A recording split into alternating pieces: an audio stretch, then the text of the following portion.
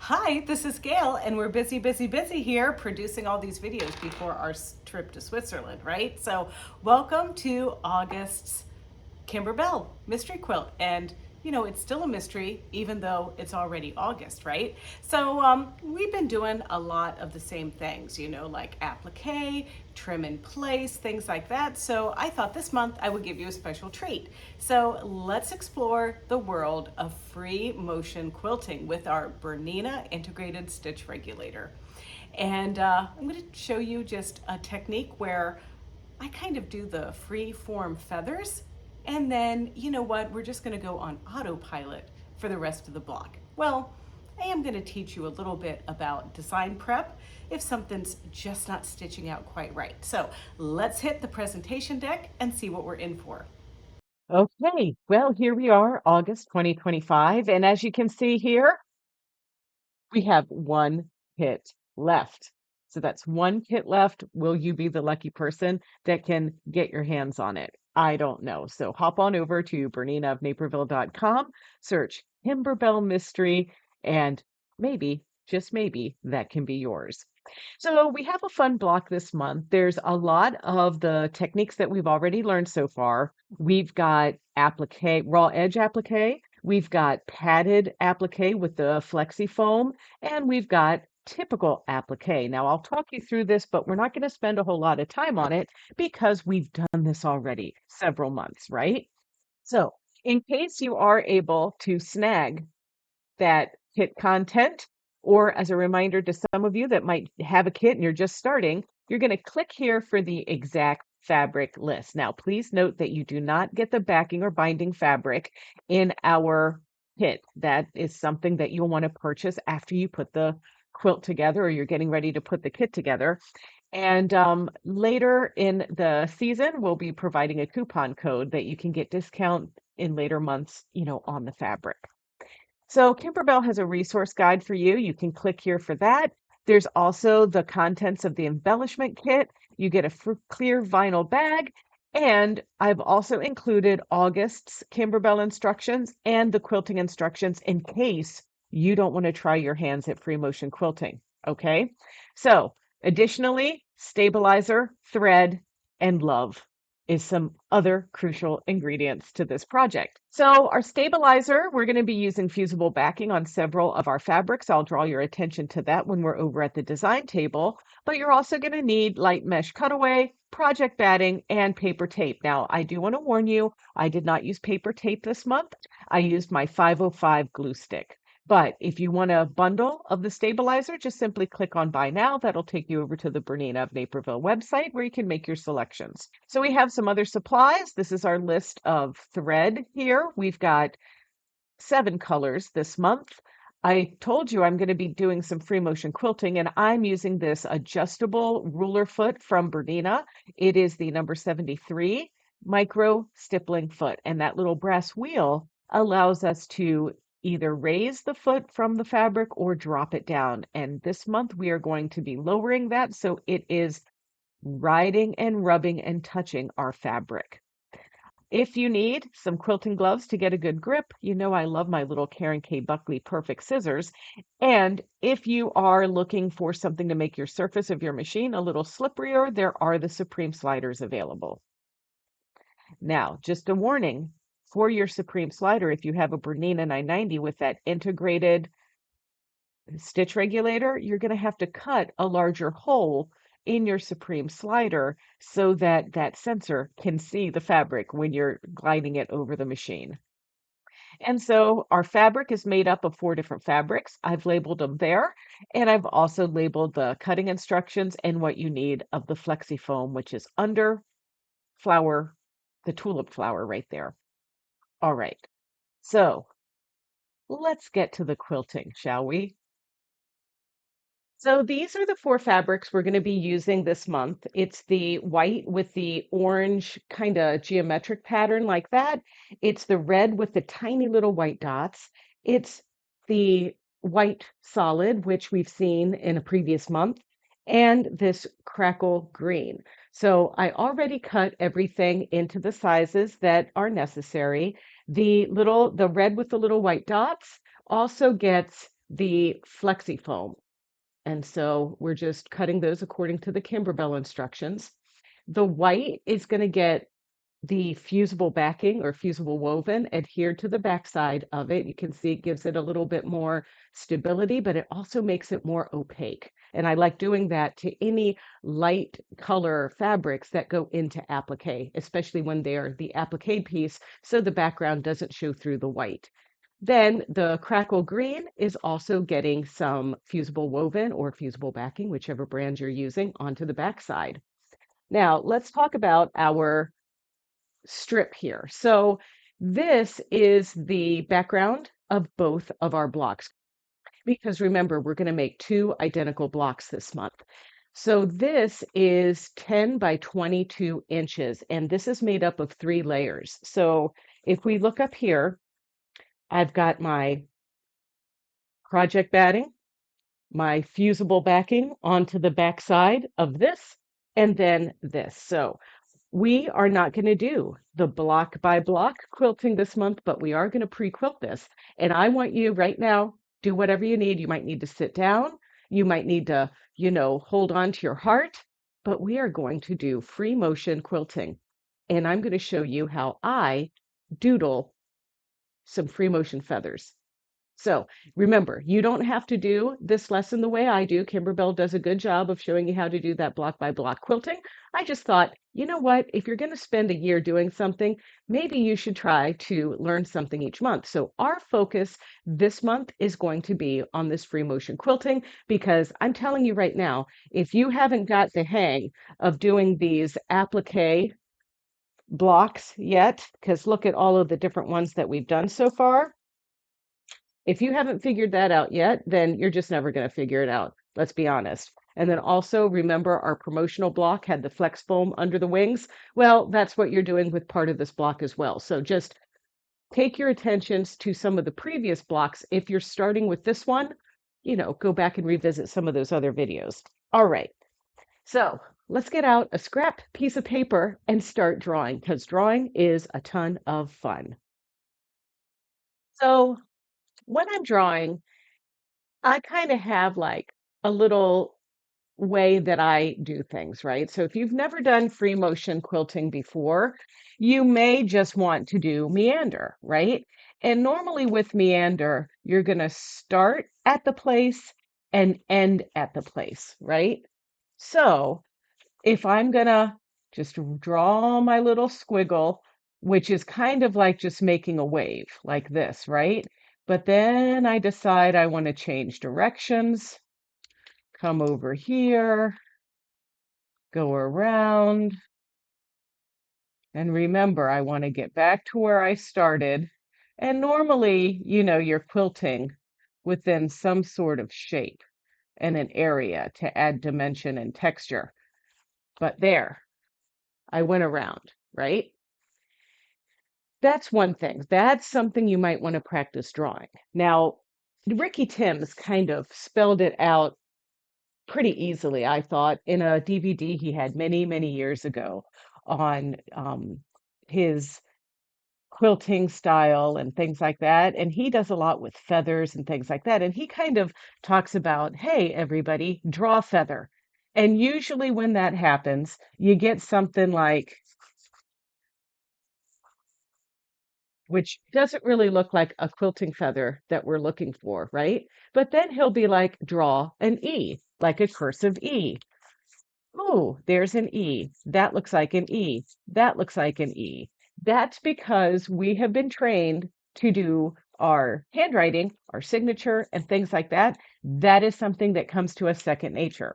So if you were to take your quilting and instead of trying to instantly go to drawing a feather, that you would go to maybe let's draw our name on the quilt, just because we've spelled this out, we've written this so many times.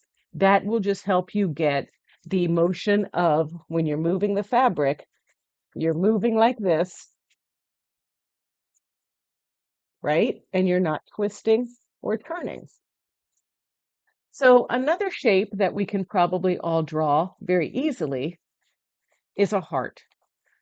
maybe we can draw one side a little bit better than the other side, but when we draw it, we can pretty much, tell the world, hey, that's a heart, and everybody will recognize it as a heart. So let's just talk about the feather process that I do. Now, everybody's feathers are going to look a little bit different. Like my signature started off one way and then it kind of evolved another way. And that's kind of like I tried to do feathers the way that a lot of the long arm quilters do them. And I just can't get that down. But you want to watch somebody do fantastic feathers like that. Watch Amanda Murphy with her rulers that she has, or watch like Diane Gadinsky or some of these other amazing artists of the free motion feather and other designs, right? So when I'm thinking, and when I talk about edge to edge free motion feathers, I'm not talking about something that's got a lot of structure. I'm talking about just trying to get from point A to point B and covering an entire piece of fabric. So here is like a throw size quilt that I did. Now this is old. You can see here, wow, I was really scraping the bottom of the barrel there to put a sleeve on this thing. But anyway, let's open it up and have a look here at what we have. So this was done with bottom line thread in the top and bottom because there are many areas in this design where I stitched over and back several times to create, to travel and make sure, that I'm covering a lot of territory. So yeah, this was a lot of fun. This was an experiment. This was something I totally made from all the scraps laying around. And through the years, I think that this got on wet blue jeans and I have some stains on it and whatever. But you know what? Bonaparte doesn't complain about it really. He's fine. He's cool. He's chill. But but nonetheless, this is a great example. If you just look at the texture, this is something that, I think would be a great size and a great concept for you. Forget about Kimberbell if you just want to try a new technique as a alternative to stipple or meander or my least favorite of all time, stitch in the ditch. Okay, so how do we get to something that's an all over design? The first thing that I do when I'm quilting before I even start making feathers is I'm making the shape of how I want a stem. Then I look at it and I say, oh, where might I want another stem? And I am thinking, I went to an art school and I took a couple of art foundation classes, and I also took art history. And through all of those teachings, it was always, making this S curve, the S curve that you find in lots of art, even if it's the posture of the figures in the artwork, or it's a swirl of wind, a blade of grass, it's an appealing shape.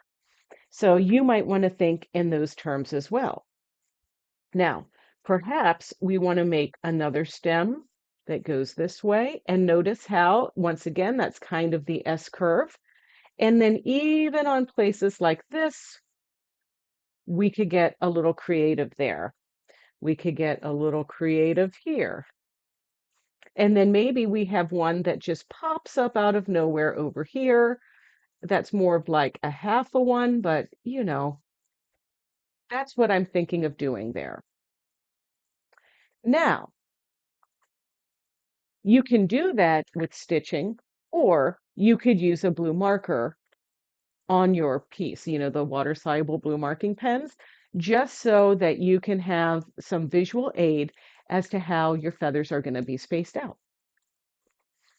So when I looked at this piece and I showed you how to make the heart, we're making that shape. And once again, don't think I'm a genius. I got this technique from Ricky Timms, so you can thank him.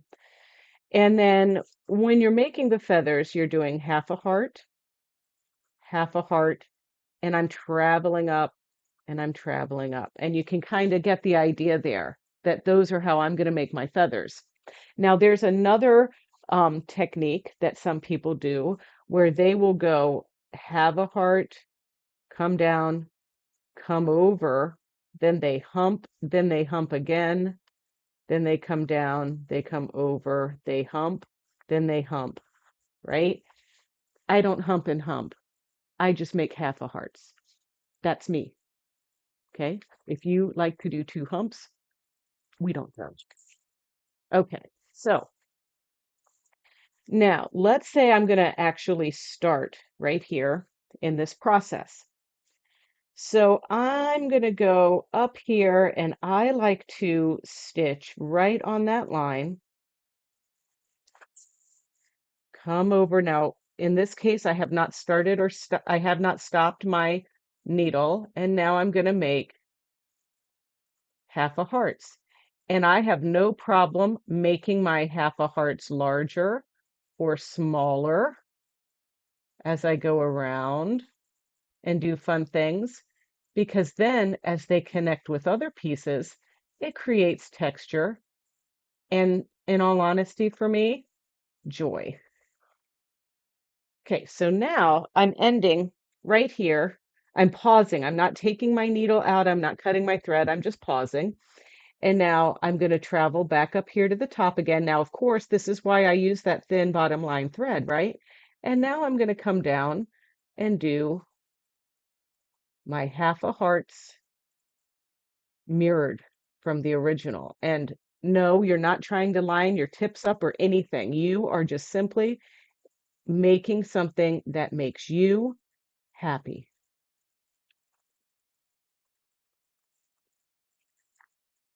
And see, now I get down to here, I get down to here, like that. So that is now a feather. So now what if I went around here, and now I'm going to go up this direction, around here, and now let's do this. Let's go around. And maybe I want these to go all the way to the edge of my block or my paper that's here or whatever. Sometimes I'll draw like a little 1/4 inch seam allowance there so I don't, I won't cut my loops off when I go to piece this into something. But these are a little bit larger, and that's how I felt going around this bin. I felt like making them larger. Once again, I'm pausing there. I want to complete this side, so now I'm going to go back up around this curve again. And now let's do this side. And in this case, I also have not been pivoting my work. I'm just moving the paper or the fabric, or the quilt sandwich to make the needle go where I want it to go. Now, at this point, I might change gears here, travel up here,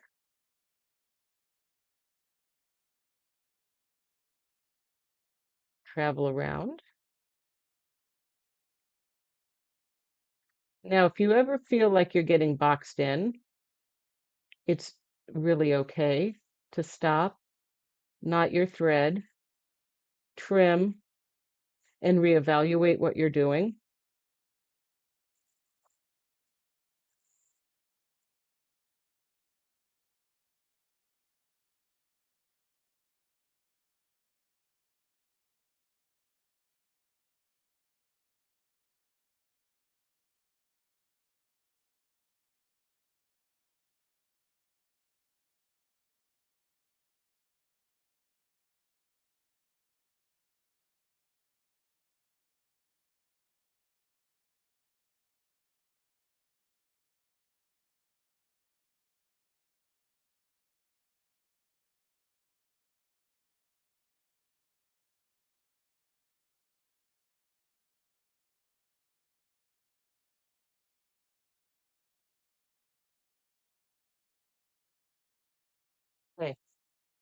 whew, right? Shake it off. And then once again, as we go back up here, we might go around.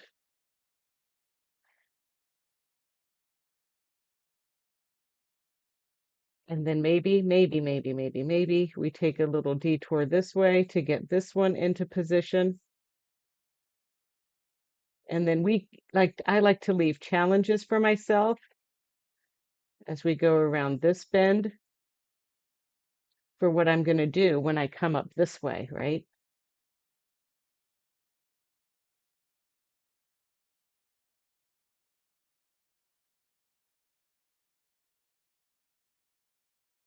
And then here we go. You see what I did there? I'm kind of doing them backwards as we go up here. This is where, if you want to be a double humper, you could be, right?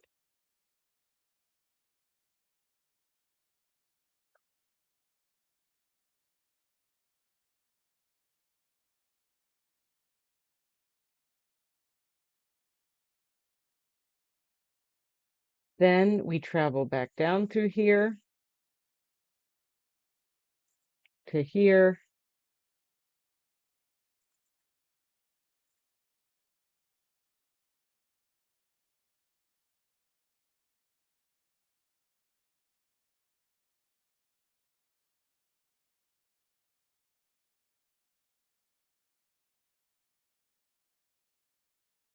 Ta-da.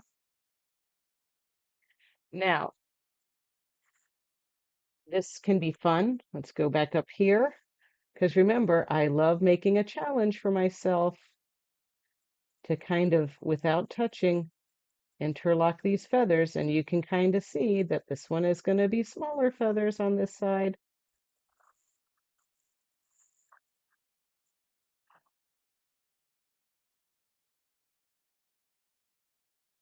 Now I'm going a little bit fast here and it's getting a little bit sloppy, but I really just am trying to show you, the path and how my brain works.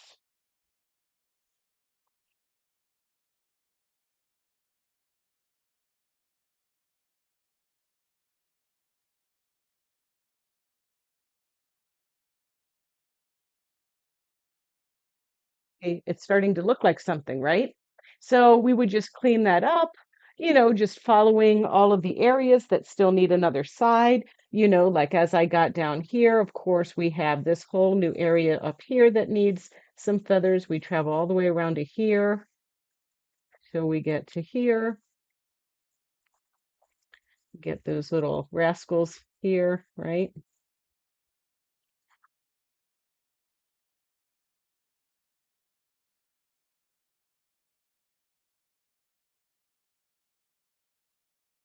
Okay. Then maybe we finish up here.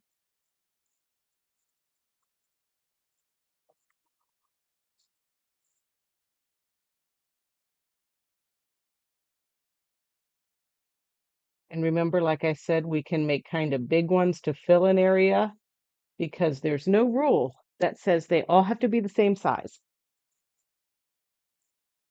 And then here we go. Let's go up here, go down this side. Ooh, why don't we do something like that? And something like that. And then they can get small again, right? Then I might decide I need to fill an area. So let me go into here and do some smaller ones.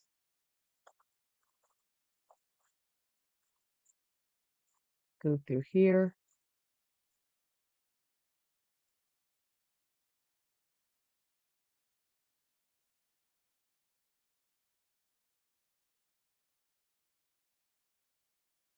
And then you just continue the process over the whole fabric. But I do recommend you draw it out first. And when you take it over to your machine, you're not recreating this. This is just training your brain on how to do the doodle and how to do the process.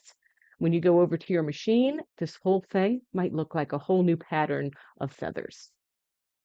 So like I mentioned, if you're going to your fabric, you're going to want the blue pen. And now let's just make our little voyage.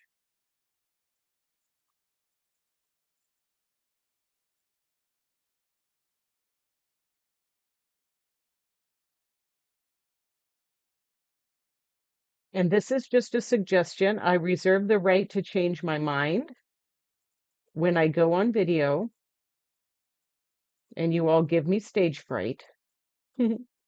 But it's hard to probably see um, there. I can zoom in a little bit. But those are my blue lines that I'm going to try to follow or at least give a suggestion.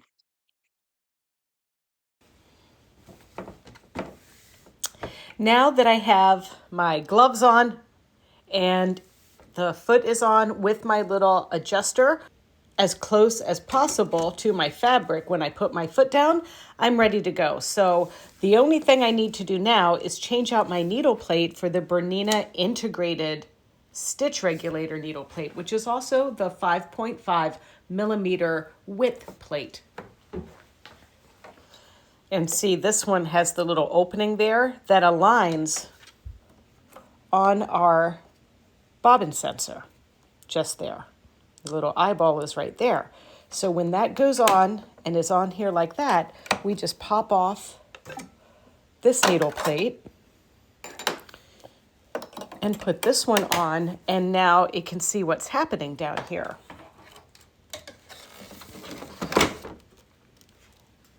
Okay. So I'm not sure if you can see this or not, but I do have my little vines that I drew. So I'm going to start over here on the edge, and I'm probably going to go backwards to start, but I'm going to put my needle down and I can activate my laser so we can see exactly where we're starting. Pull that bobbin thread up like so and hold it a little bit. And now let's stitch. Now that was no regulation. So now I want to turn my regulator on. So all I do is go to my menu and touch the BISR button. And I want straight stitch. I want 12 stitches per inch, and I want my revolutions per minute to be at 150. And I can either use my lower stitch length multifunction knob to turn this dial, or I can use the plus and minus right there on the screen. And this is going to be the resting beat when my needle is going up and down. All right, so I'm also going to use my stop start button here. And now, here we go.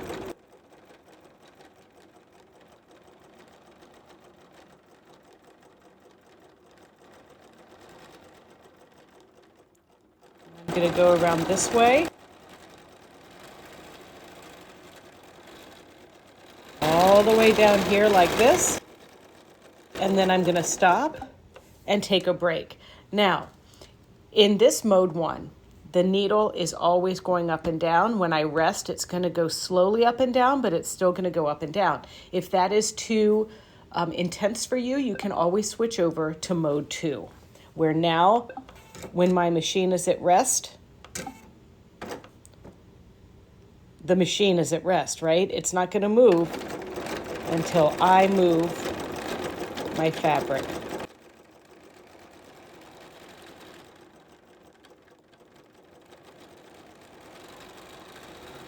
And one thing is, if you need to stop, you're going to push that button to stop. And so let's have a very close-up look here. So you can see my stitches there. Okay, so with stopping and starting, there's some other things that I can do. I can engage this kick start button, which essentially turns the heel part of my foot control into an on and off switch. So I'm going to use that.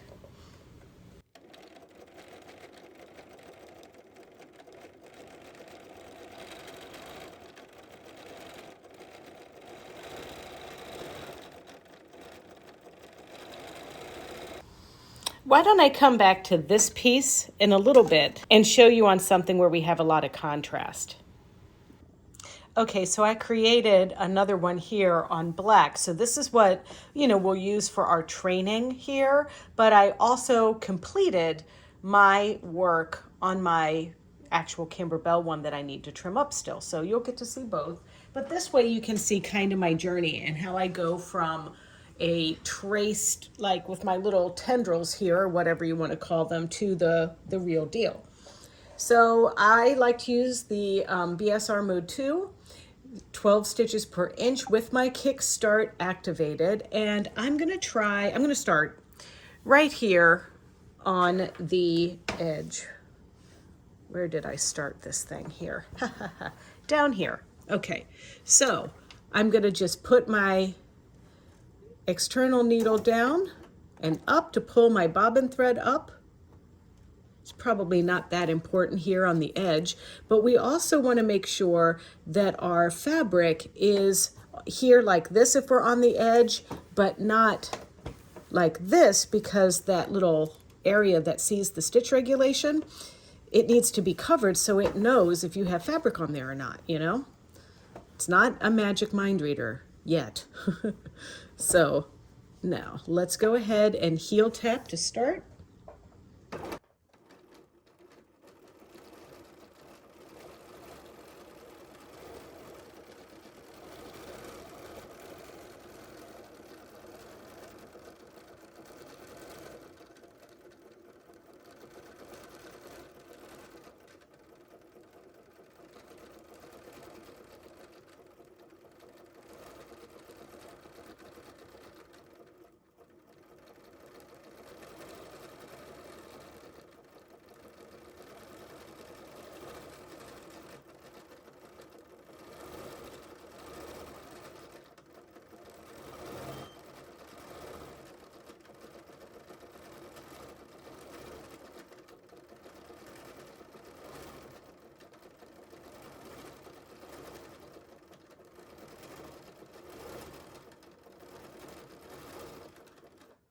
Okay, so I've taken a little break, and you can see that I went up through here in one of the little offshoots.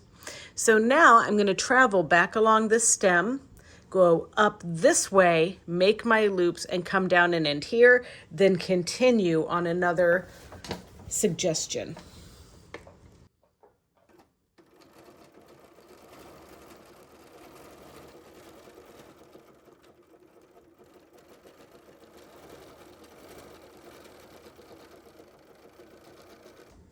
Okay, so here I kind of overshot where I was going. No big deal. I'm just going to draw another line with my mind here. Let's do it.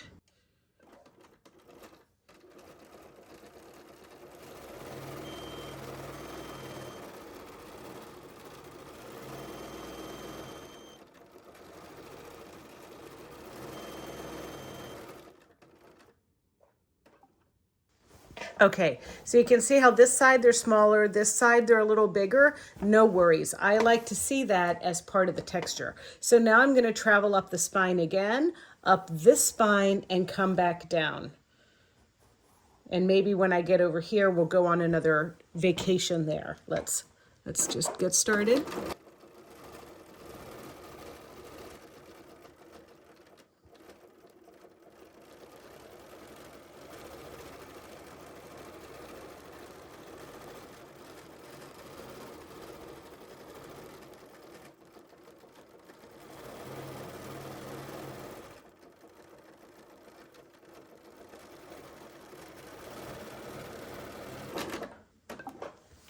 Okay, so you can see the movement I made there. Now I'm going to travel through the stem, go this direction, and come over here and go back, and I'll land right about there.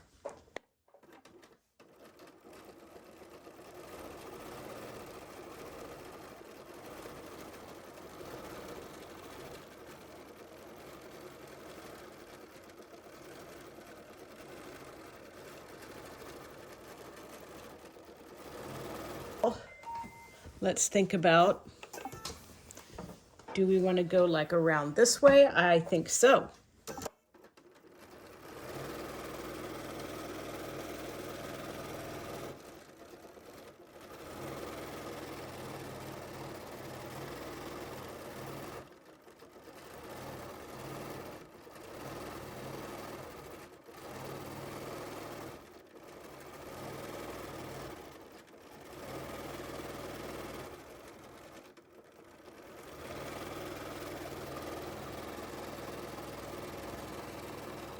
Now you can see I'm getting the essence of my initial sketching on here, right? And I just travel up, I come back, I go over here, I come back. I did run out of bobbin thread, so I just stopped here because I thought it would be a good idea to just kind of show you, the thought process here. So I would come back down and go this way,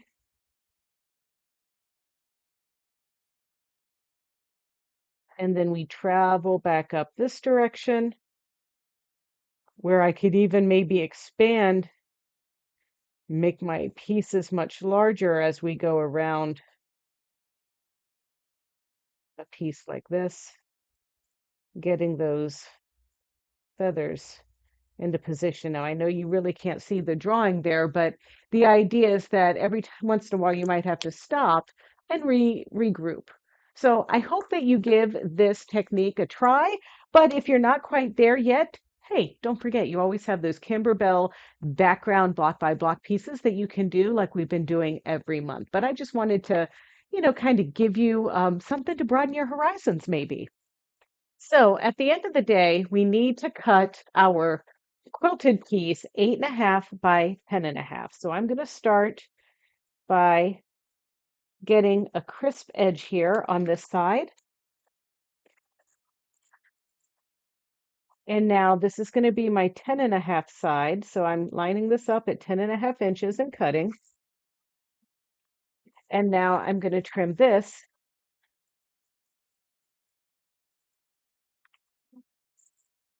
to 8.5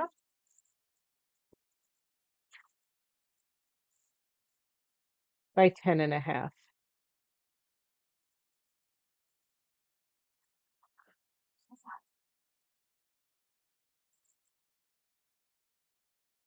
Okay, and then you can still see, can you see the quilting? Okay, now let's get ready for embroidery. So we're going to do our first hooping and our only hooping in our medium clamp border hoop. This is such a cool tool for Kimberbell. So I can fit both of these blocks if I turn my work. So top of the flower, bottom of the flower, top of the flower, bottom of the flower, like that. And then I'm just hooping my cutaway mesh stabilizer. And when you're using this medium hoop, this medium border hoop, you get two sizes of these clamps. When you're just doing a layer of stabilizer, you can use the long clamps. If you're doing quilt batting and all of that good stuff, you're going to use your short clamps. And this is the hoop clamp that comes with the little guy that helps pop those little clamps out of there if you have some mobility issues.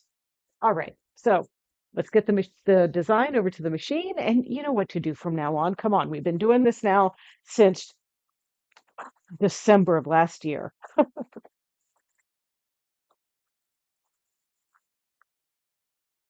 All right, so while I have your attention, let's talk a little bit about our original file here. First, I wanted to, save the colors correctly. So for instance, it doesn't matter, I'm going to ungroup this. It doesn't matter what these are really, right? They're just tack down and placement stitches. But when we get to this one needs to be kind of like our light green.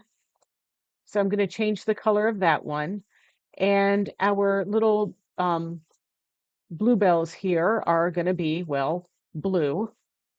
Then we've got a placement, a tack down, and now we have green. And this one's going to be a darker green. Now, this doesn't have to be exactly the green that we're using. I just need it to present as darker green.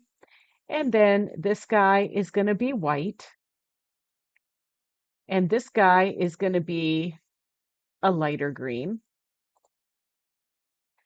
And then this guy is going to be red. And this guy is going to be red. And this is going to be violet. So essentially, this is our design. Now, there's a couple things I want to do. I noticed when I saw some people that were stitching this out, they had like a little bit of issues with this leaf like this. So what I'm recommending is that we move this. So you saw that I ungrouped everything. I'm using my Bernina Embroidery Software 9, and I'm going to do this reshape tool. And I'm going to go to Design View here for a minute by clicking this button.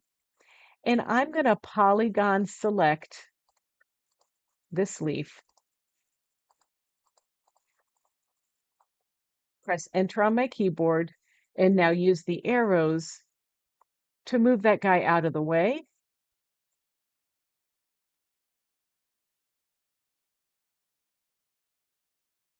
Okay, that looks good. I just wanted to make sure I didn't leave anything behind there. And now we're going to do the same thing with this guy.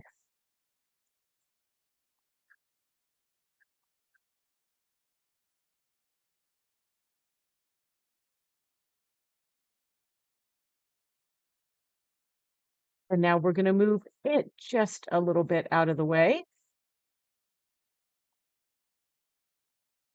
Oh, and I can see I kind of got something in there, right? So we're going to move that guy back over. Move that, oopsie.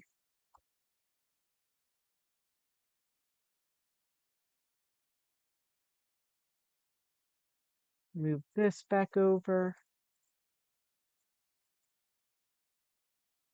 Maybe that one back over. I just want to, do a little artistic view. Oh, yeah.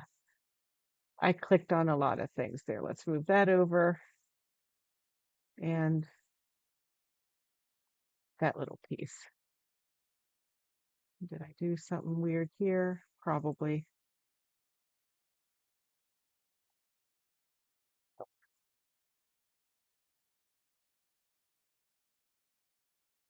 Okay. I think that looks pretty good, so I'm happy with it. So all I did was scooch that aside. Now, sometimes there's an extra stitch on some of these designs, so I'm going to see if we have an extra stitch. And I don't see one on this one. So now let's view to hoop. And remember, I mentioned to you that we're going to be using our Bernina medium border clamp hoop, which is this one right here. And now I'm going to select by Control A on the keyboard. And now I'm going to rotate this 2 times counterclockwise. And now I'm going to right click and drag. I'm going to group it first. So Control G, then right click and drag just below the other one like so. And now we have a copy. I'm going to select all, and then I'm going to say arrange and align centers. And now we're ready to send this to the machine.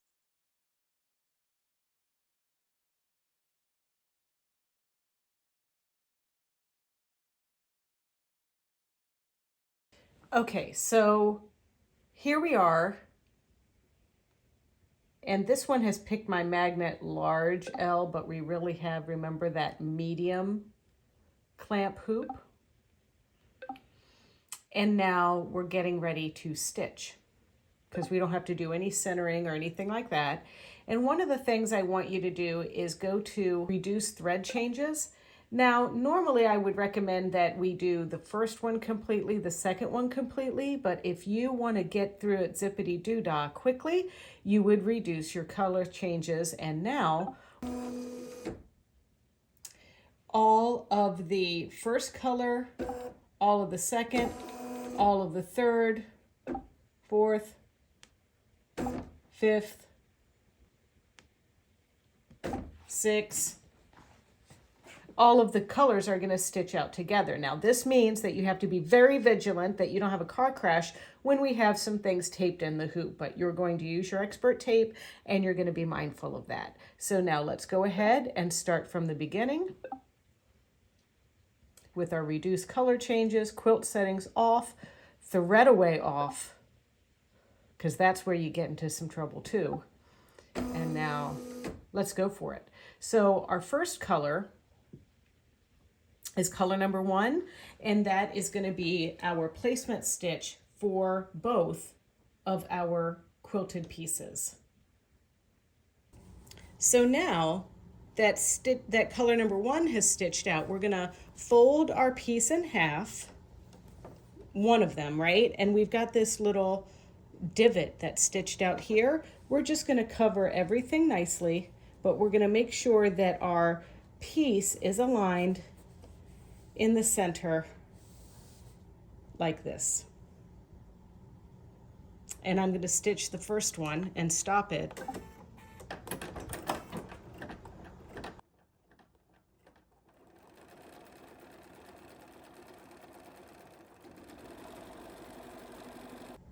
Because I want to trim this just a little bit. Don't trim it all the way to the edge, just trim it so that we can put our other piece in place.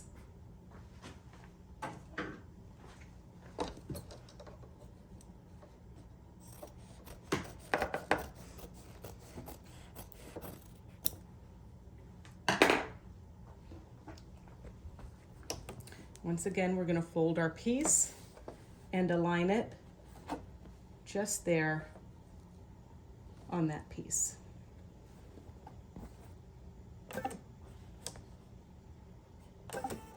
Okay, and now we're going to trim this guy just a little bit too, like right down the center, leaving about a ½ inch away from that edge. And now we don't need to worry about it. There we go. So now the next piece is going to be a placement line for our foam. And I decided to change the color to a more contrasting color because I couldn't really see where to put my foam down. So you might want to try the same thing. I used red in this case.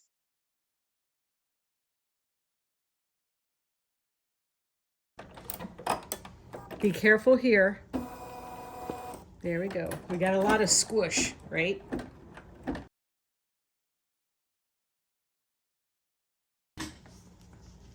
Okay, so then our next color is our light green.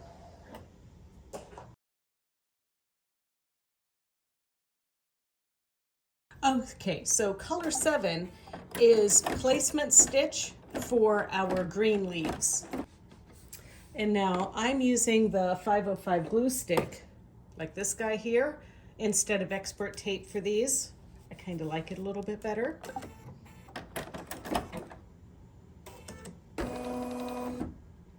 And so now it's time to just trim the green close to that stitching, and then stitch color number 9. So after color number 11 stitches, you're going to cut your flower out, not exactly, you're going to leave, you know, about 1/8 of an inch around the flower, because this is raw edge stitching. So just be a little careful as you trim that. So what do you think? Are you ready to tackle some free motion quilting? Are you ready to do this month's project? I bet you are. So I'm super excited and hope that you enjoy it. And next month, I mean, you're not going to believe how cute next month's block is, but it's going to be set to premiere in September. When you watch the video, I'll be somewhere in Switzerland, but we're doing that ahead of time, so no worries, it won't be late next month. All right, so thank you so much for watching. And by the way, hey, we've got one more kit left. So are you the lucky person that might snag the last Kimberbell mystery quilt from BERNINA of Naperville? Maybe head on over to BERNINAofNaperville.com and search Kimberbell Mystery to find out if there's a kit left for you. All right, until then, don't forget to watch some of our other videos. They're easy to find. It's over on our YouTube channel, which is youtube.com/BERNINA of Naperville. And there you can like, comment, and subscribe. Happy embroidery.